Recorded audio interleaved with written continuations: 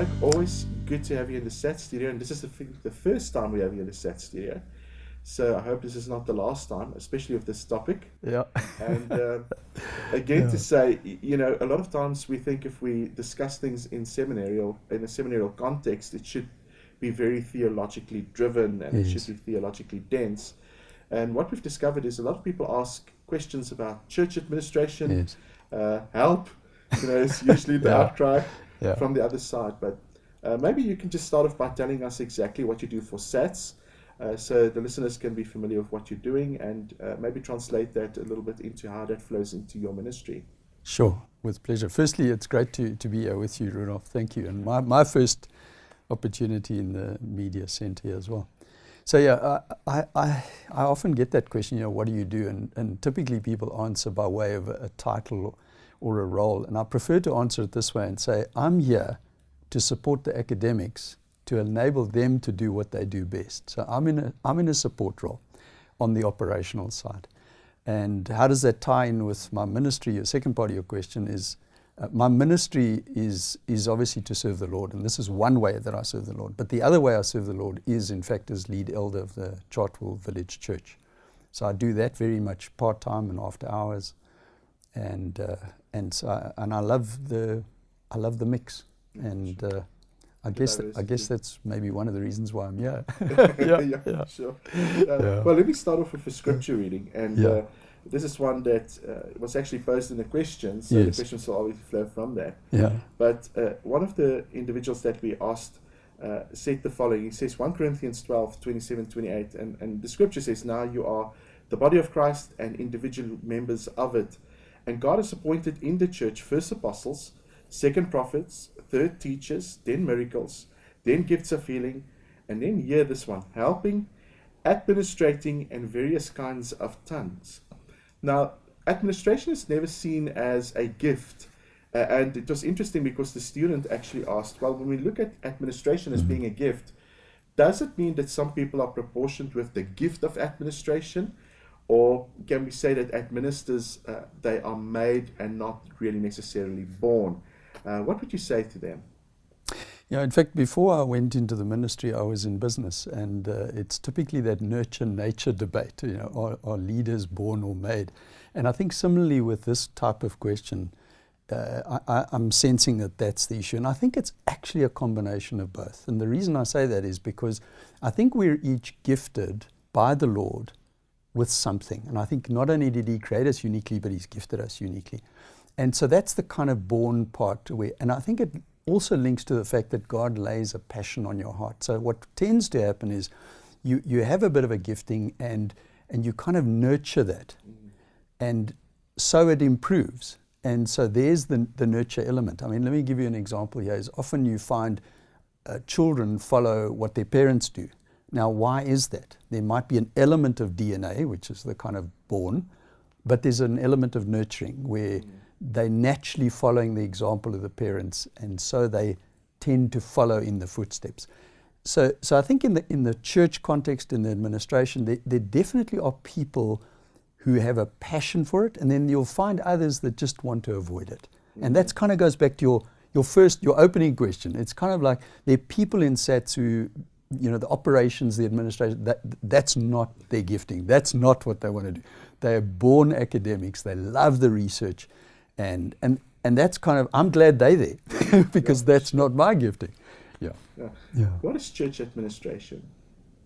Church administration, I think, is again doing what I call the background things that support and enable the other areas of church, like your preaching, your ministry, your outreach. So it's all the budgeting, the looking after the finances, the planning of services. So we think of a church service as it's the preacher coming in there, it's the worship team and somebody welcoming you at the door. But there's a lot of planning that goes on in the background, and those are the administration type activities. I'm sure we'll talk more about them perhaps in another question. For sure. Well, when we look at the vision and mission of the church, is this something that is bred by an administrative capacity, or is that something that is necessarily coming from a leadership or individual leader's vision itself? Yeah, I think the whole vision mission thing is often, again, I perhaps draw on my business experience, it's commonplace that one must have a vision and a mission for a church. And I think that I like to use a different type of question, if I may, in the church context. It's kind of like what is our purpose? What is our reason for having church?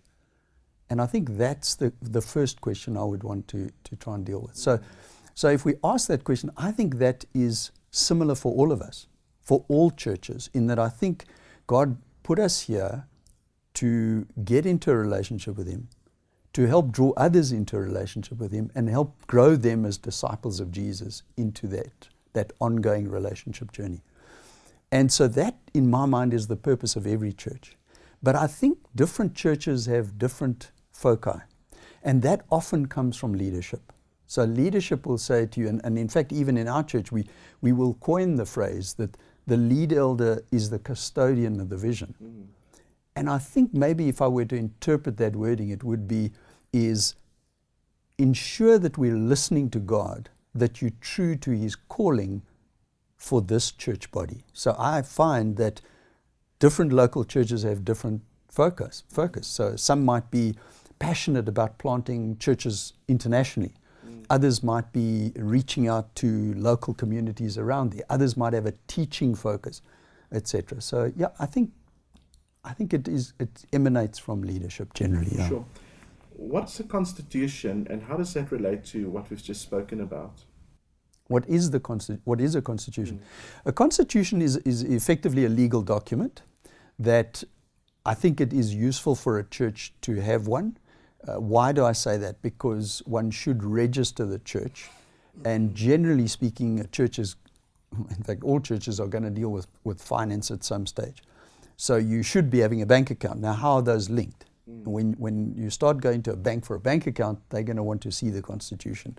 And it tends to regulate how the church operates. It is important to have that kind of document, not only registered, but that one's clear about how things are governed. Those are often things that one might not see as a church member because you just appear on a Sunday. But those kind of things are very important in the background. Yeah, for sure. In an African context, sometimes we see a lot of leadership without accountability. Mm-hmm. How do we relate? And here's a question that have been given by students. Should there be a covering or an affiliation and an official affiliate that is part of a church before the church is functioning in and of itself? That's a great question. I've actually had that question from a number of people who come. They sort of visit first. Mm. And right up front, they kind of ask, so who is your spiritual covering, or where does it come from? So I think, there are many church denominations out there, many churches that have, I'm going to use the word hierarchy, where there is this covering. If you think of the Catholic Church, for example, you've got the Pope, you've got the various areas, regions, etc. We happen to be part of a smaller church that is a non-denominational church. So while we were planted by a church, we are not linked to them in any constitutional way. So we don't have a spiritual covering. And where does that come from in my mind? How would I answer that from a biblical point of view? And that is that I believe that we need to be accountable to God, but we need to be accountable through an eldership. So the spiritual covering, if I can add that word into your question, or the responsibility comes from the elders. They need to be accountable to God collectively for the spiritual covering. So and by the way, when you say, when you start a church, well, how did the first church start? Did they have a spiritual covering? Yeah, for sure. They were covered by the Holy Spirit. So, so one has to start somewhere. Yeah. No, that is very good. Mm-hmm. Is there only one way to organize or structure a church or leadership?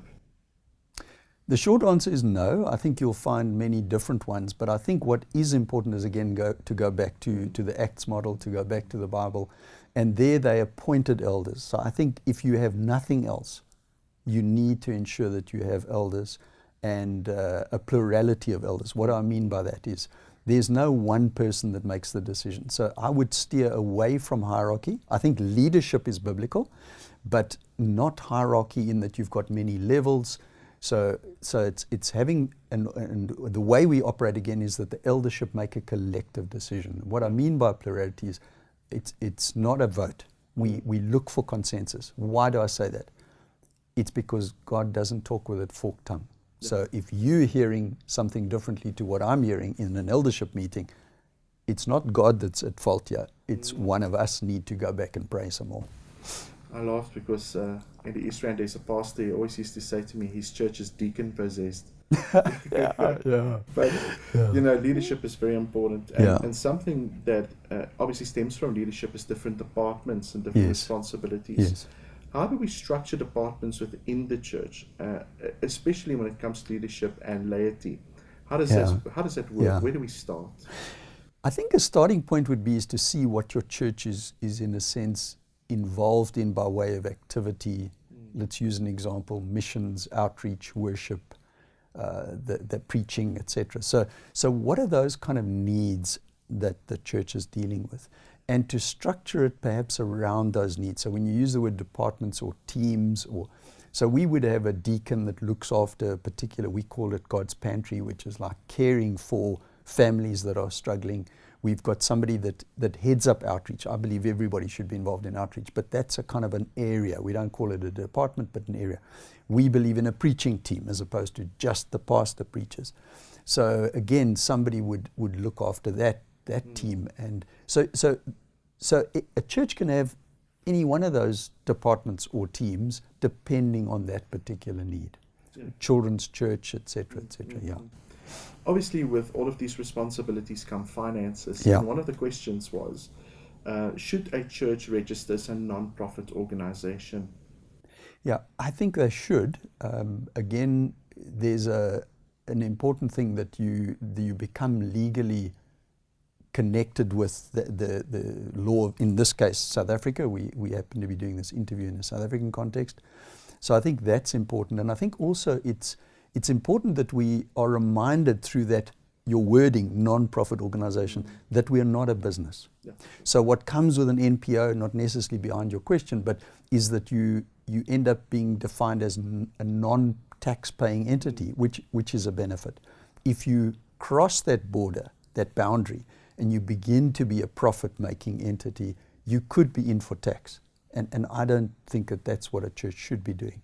So I can talk more about that if you want me to, but effectively I would say absolutely essential. And a starting point goes back to another question you asked around you must have a constitution to become an NPO. Yeah, for sure. Yeah. Yeah, that is very interesting, and I think a lot of churches are looking for other alternative means to be accountable, and I think some of them feel like if we are registered a church as an NPO, there's some form of accountability that is evident within the church. Very important. Especially if finances that are funneled through the church, especially towards missions.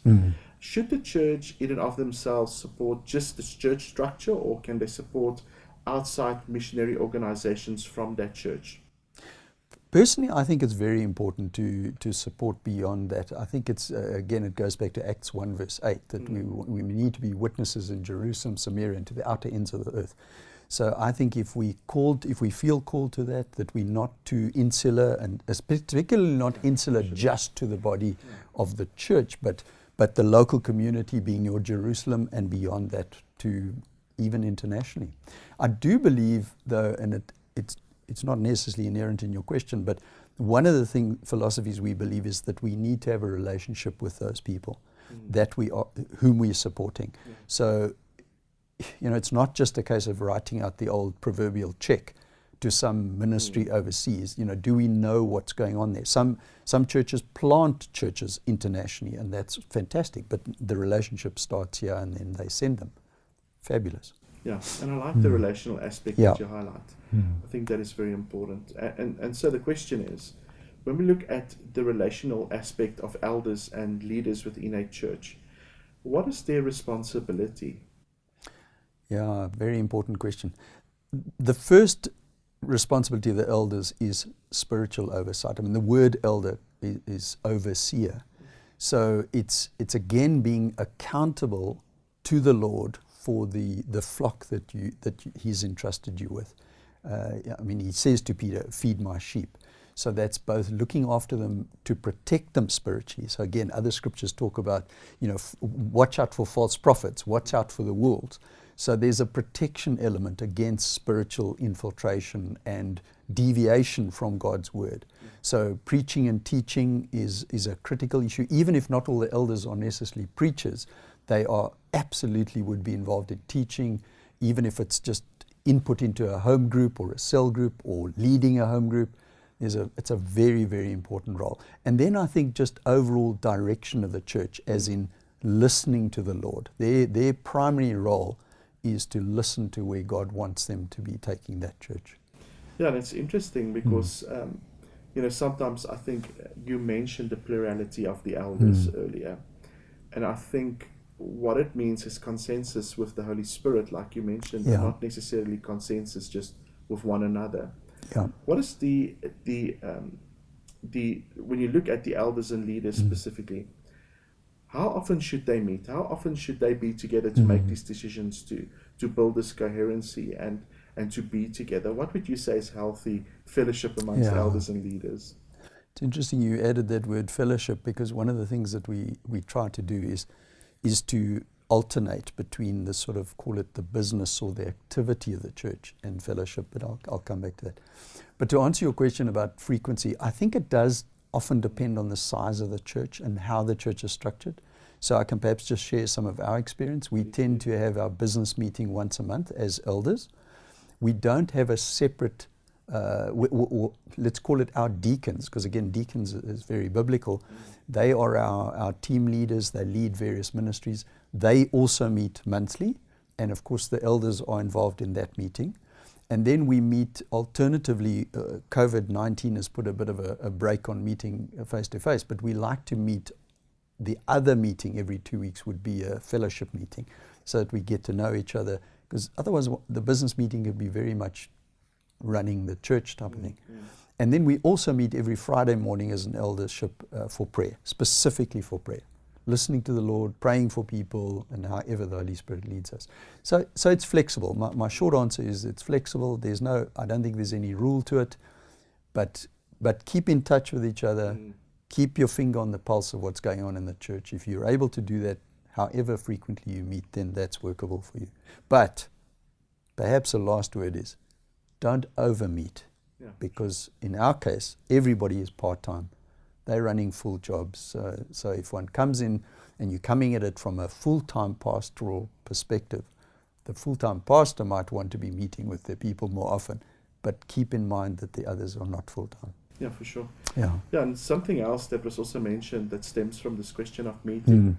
Should there always be official minutes taken or notes taken on what was said? Is that a standard thing that should take place amongst the leaders, or is it something we do ad hoc? I think it's very important to do that, Rudolph. I think from a couple of perspectives. One is it's good governance to record particularly decisions. I'm personally not one for lengthy minutes, but I think it's important to record what's going on, what was decided, who's going to do what by when.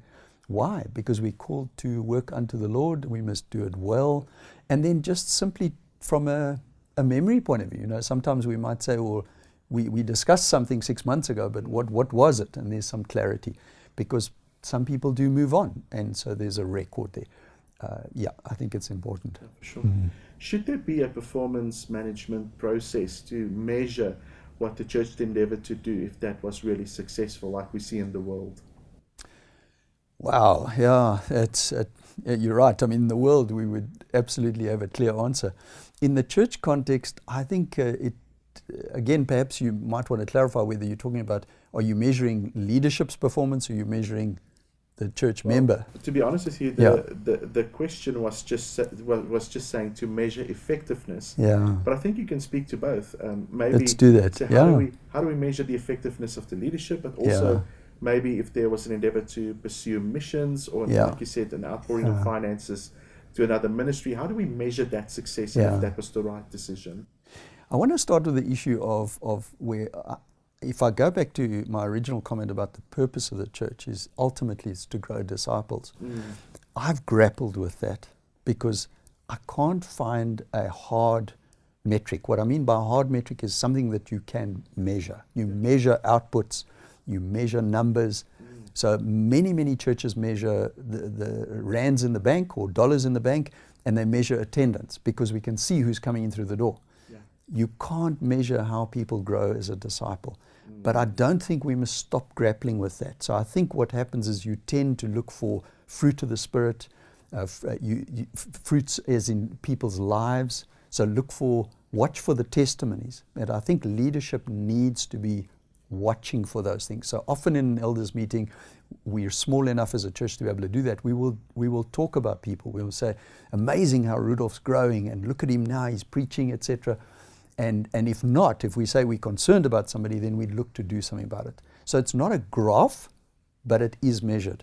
Yeah, sure. Leadership itself, again, one can go to more clear deliverables. So if one is saying, you agreed to do X by then, if it's not happening, how can we support you? What can we do to help that? And that in a sense is a performance management process of itself.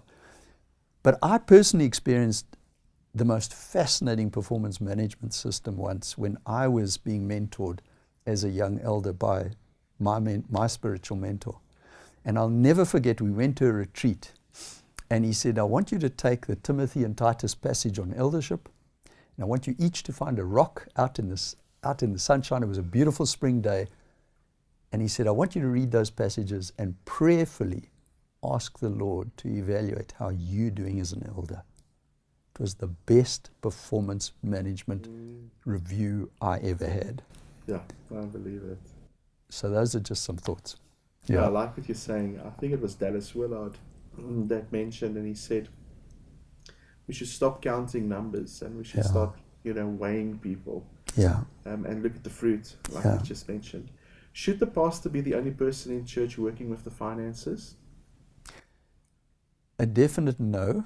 And in fact, I would almost go so far as to say I don't think the pastor should work with the finances. The pastor can be part of the decision-making process to spend something because he or she is probably seeing what needs to be done. But the authorization shouldn't come from the pastor, and certainly not only. If, for example, the pastor is authorized to say, we need to spend that and let's pay it, it needs to have a co-authorization from one of the other elders. I firmly believe that. And the other thing that links to that is I also believe in, certainly we exercise that in our church, is neither the pastor nor any of the elders see the bank accounts. So the bookkeeper sees what comes in. That person draws up the financial statements. That we see. But we don't know who gives what from a giving point of view. Because unfortunately, too often I think, even if it's subconsciously, when the pastor sees who's giving what, it has a risk of influencing how you deal with people. Yeah. That we hold that very dear. Yeah, for sure. Mm-hmm. Should the church have emergency funds? Yeah, having just been through COVID, or we're still in COVID-19, I think that's a great question. It's so easy to budget expenses. You've got history, you know what you're planning to do, you can put a number to it. You can't budget revenue. Revenue is dependent, from the 1 Corinthians passage about it's between you and the Lord. You give cheerfully. Mm-hmm. People prayerfully decide what they're going to give, but that number can change. And it can change as a result of their circumstances as well. So hence I refer to the COVID-19. So the way we create an emergency fund is we try to keep a month's cover, what we call a month's cover of expenses. What that really means in layman's terms is if we got no giving for a month, a whole month, nothing came in, we could still afford to keep the church going for a month. That doesn't happen. Giving might go up and down, but at least it gives you some buffer. So that's the way we look at it. I think the other reason to perhaps have an emergency fund is in case there are expenses that you didn't plan for. Maybe a family that's in serious trouble. It's a good thing. Yeah, for sure. So that's being a good steward. Another question, interestingly enough, was surrounding premises property. And the question was, should we rent or should we buy our own property? Okay, I'll declare my bias up front. I'm not pro-buying, but let me perhaps explain why. I think that And there are pros and cons. So I'm going to say, I think while I have a bias, I think other people will have a bias towards buying a building or building a building. One of the pros of having a building, people will say to you, is then we know where we are, there's stability, and we can get on with the mission of church. The corollary to that is that when you begin to look for a building, it is enormously distracting. Then you have to raise funds. Now that does two things. Watch that distract from the mission of the church when you're starting to raise funds. And it distracts funds. It takes funds away from perhaps where God wants you to place the funds into the building. I think there's a faith issue as well, Rudolph, in that when you've got a building, you relax that nothing can happen. If you're renting, and this is the argument people use against renting, they say, yes, but what happens when your lease comes to an end and you now have to spend time looking for another premises? Well, I know a very big church in America that moved 17 times before they eventually decided to build. But it was faith building in a huge way, and that's been our experience. God provides those kind of things. I personally don't think we should be deviating cash into buildings and creating that level of independence. I think we must remain dependent on the Lord. Amen. No, I agree with you there. Well, any management software that pastors can use that you can recommend? I'm not aware of any in terms of running the church per se. I would highly recommend a simple accounting software package. I think there are many that are very good that make life simple for that. We can get out our financial statements within 2 days at the end of the month, and it helps for decision making. But I wouldn't go investing a lot of money into fancy software on how to run a church. Yeah. No, that is very interesting. The other thing I think that a lot of people are intimidated by is they're not paid professionals when it comes to a program like Sage and payroll and so forth. Yeah. Is it okay for a church to lean on people that might not be Christian outside of a Christian context to help them with those things? You mean like say if they... A secular bookkeeper. Okay. Yeah, so it's not just about buying the software, but using... I would say that ideally, I would prefer that the body of Christ look after those things. I think, again, Paul says there that there are many parts, one body. And I believe that Jesus provides for those kind of needs. If you really are, you absolutely don't have that kind of skill in-house. I think there are, again, examples in the Bible where the Lord has used the non-believers in his mission. But I think that needs to be a last resort. That would be my view. We've never wanted for those kind of skills in the church, and we're a small church. Yeah, that is amazing. Yeah. That's such a blessing. Here's another question relating to that. It says, what is the typical expense breakdown for a church's operational budget towards salaries and wages, towards buildings and facilities, and then towards utilities, and towards ministries and support? That is a huge question that was asked. Yeah. But maybe you can give us a roundabout way to determine those and how we get to what we need to pay the pastors and what needs to be afforded percentage-wise towards the facilities and the utilities, and et cetera, et cetera. Where do we start? That could be overwhelming. That's a tough question because I think it will depend on, let's say, for example, if you've bought a building, you could have a very high percentage of your revenue coming in through giving going to paying back a bond. Other people might raise special funds to do that, and it might not be an issue. But no matter where it comes from, it initially starts off as being a huge amount of money. So straight away that percentage can fluctuate. Let me give you another example. You might not want to build a building, so now you've decided to rent, and where you're renting could determine whether that percentage is big or not.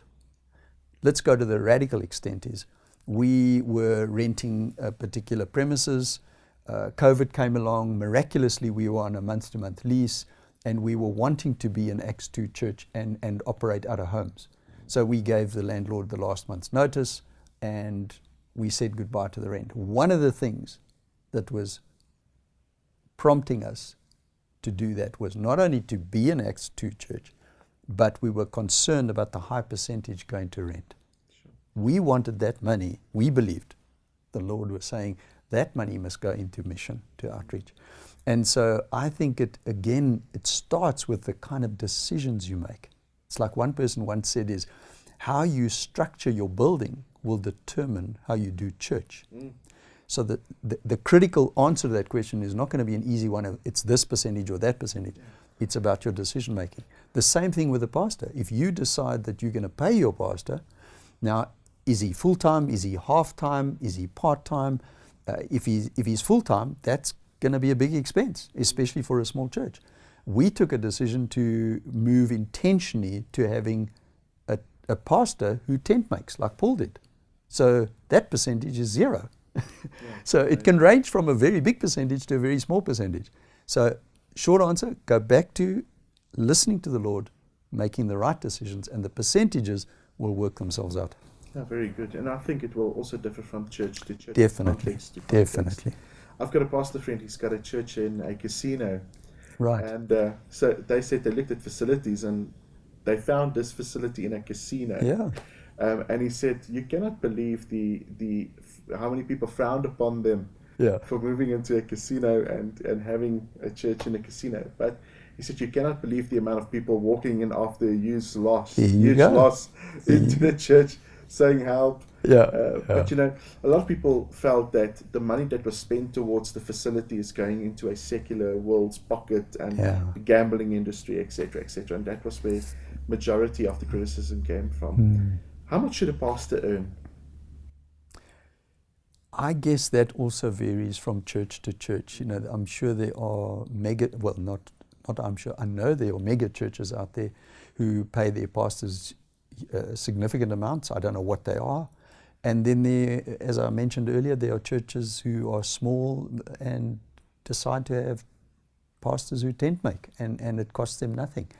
So a very difficult question to answer. I think it also is often determined by the community that's supporting that particular church. So you have a congregation that might be in a poor area or in a wealthy area. I believe me, Rudolph, those pastor salaries will vary considerably. No, I agree. What I would suggest as a guide is that you try to benchmark with either other churches, so network with other churches, who are in similar situations, because you will find that huge variation. So at SATS we do that, in our church we do benchmarking to try and really answer that question, because I think behind that question is what is reasonable in the context of the church. I wouldn't be able to give you a direct answer, but that's what I would do as a process. Yeah, and it's terrible to have a pastor work and you cannot pay him. Yeah. Especially if he's fully dependent on the church itself. Yeah. Also in an African context, I think a lot of people ask this question because they see, unfortunately, that a lot of the proportionate wealth of certain churches that is simply afforded to prophets and to pastors, and they live the good life, not necessarily the God life. Yeah. So I think it's also a question of then how much should pastors earn, and should they know what the income of the church is. A last question maybe is, you know, if we turn this back onto the congregation, first of all, how much must congregants tithe? And secondly, as a church institution, must the church itself tithe as well? Okay, so I don't want to give you a mini sermon on this, but we don't preach tithing as in the biblical concept of 10%. And if you do want to get religious about the 10%, you'll find that it actually adds up to being the tithes were more than the 10%. Yeah. So we preach from Corinthians in terms of that you give it cheerfully and you consider it prayerfully between you and the Lord. So I wouldn't want to answer that as a percentage, but I think that if we take giving seriously and we do it biblically, then one would give according to what God's asking you to give, and He's not going to ask you to give what you can't give. I do think it is, to your second question then, I think it is important for the church also to give. So the way we look at giving is to give specifically into outreach. So it's not only our outreaches, but also missions that reach into other areas that we can't. As a church we can't. So let me give you an example, is we happen to support the Gideon's Bibles. So they it wouldn't make sense for us to try and get Bibles into hotels, hospitals, and prisons, because they do it already, and they do it exceptionally well. And every rand, every cent of every rand goes into Bibles. And we have a relationship with them, and it happens to be one that we do. And that's part of our giving. And again, that relationship that I spoke about earlier is there. But I think that's essential. So churches should be prayerfully considering how much of their giving do they want to give, and to what missions and ministries. That is very good. And I think giving from a relational aspect makes it a lot easier, especially from a leadership perspective. As a church, especially in Africa, we sometimes find that there is almost a expectation that the church should always be involved in missions, and money should be afforded in proportion to missions. What do you do with a church that is just starting out and they don't have those finances, they don't have the budget to do that, and they only have the finances to look after their own need? Obviously, it's something that they need to work towards, something they need to pray about. Yeah. I think a starting point is the heart. So if the heart is there and the Lord's calling you to be involved in missions, one can be involved without necessarily giving money. Yeah. So one could either partner with other churches in the area, one could do your own missions where it's not costing money, you're not actually having to physically pay out money. I think there are various ways, but I would encourage the church to get involved in outreach very early on. Get involved in missions, because it builds faith, it makes a difference. We're called to do it, and even if you can't be paying up front, you can provide the time and the talent long before you give money. Yeah, some of the questions that actually arrived a little bit late this week, and I read through the emails this morning, is one of the examples is a young man saying, I'm in a impoverished community, I've started a church, I'm not affiliated with everyone, I've got a desire to see the Church of Christ grow. How can we direct somebody like that to a church to build relationship? What is the first step they can take in becoming part of the greater whole of God's kingdom? So they want to start a church, but they already have a church. Okay, but they want to connect with others. Church, I think many areas or communities have what they call pastor fraternals. And so I would begin to try and tap into that, just to find out what other churches there are in the area and connect with those pastors and just begin to just fellowship with them. And the mere fact that there are these kind of questions out there, one could be putting those questions to fellow pastors and saying, how do I go about this, or what about that, or could we work together on certain things? I mean, the fraternal that we were involved in, they were keen to do joint projects, so I think that can be very helpful. And also just from a support point of view, I think if you are a pastor starting out with a church alone, you might not have all the questions you've asked me earlier about departments and infrastructure and leadership, and so you tend to feel quite alone. And there's an expression we used in business. We said it's very alone at the top. Yeah. So as a pastor, it can be very lonely. You imagine when you're counseling, you can't talk to anybody. So just from a fellowship point of view, I would encourage that person who asked to connect with other pastors in the area. By the way, it's Pastor Jilele, it's Sebukeng. Okay, nice, yeah. Another question that was very interesting as well is when they start off with ministry, like you've just mentioned, it's almost like there is no structure, because they don't even have an official building. They don't really have an official income. And the pastor in and of itself is obviously looking desperately to fulfill all of those needs.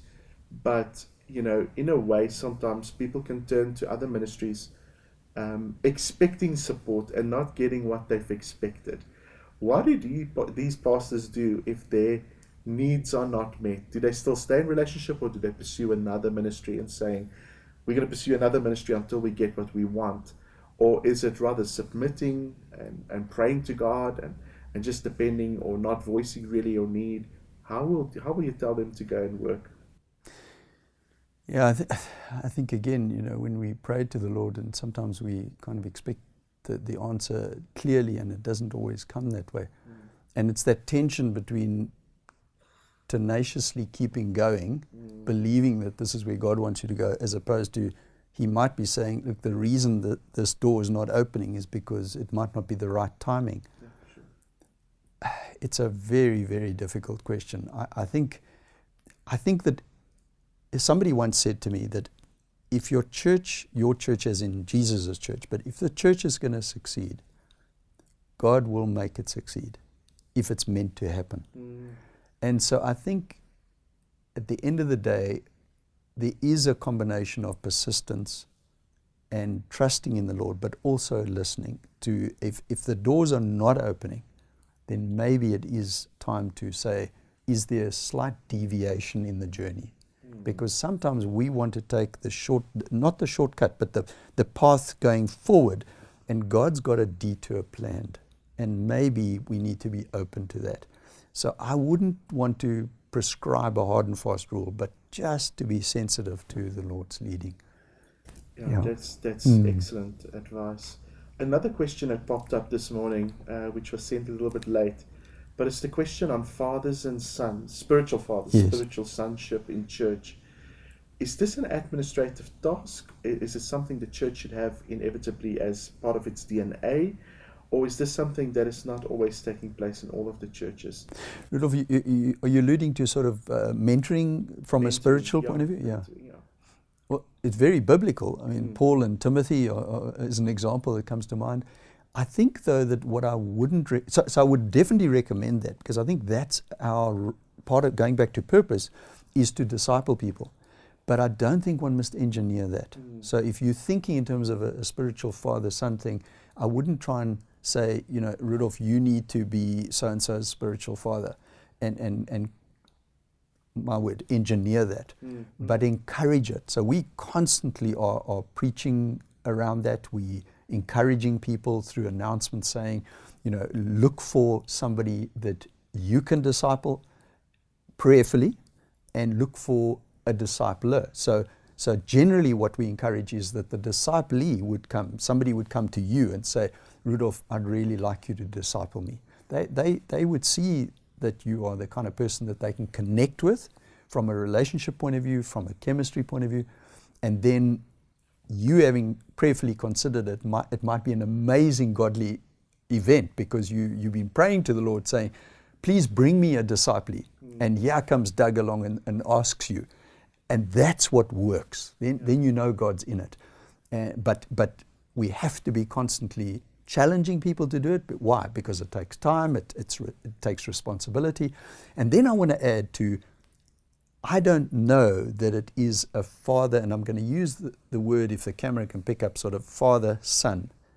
But I think it's more discipler, disciplee, in that having been both discipled and discipled, even when I'm discipling, I am learning and growing. And I think it's so important. Yeah, that is amazing.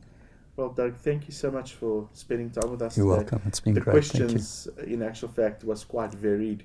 Yeah. But it was all good, and I pray that this will, just bear fruit, and for your ministry as well, that it will bear fruit even a little bit further as just this conversation.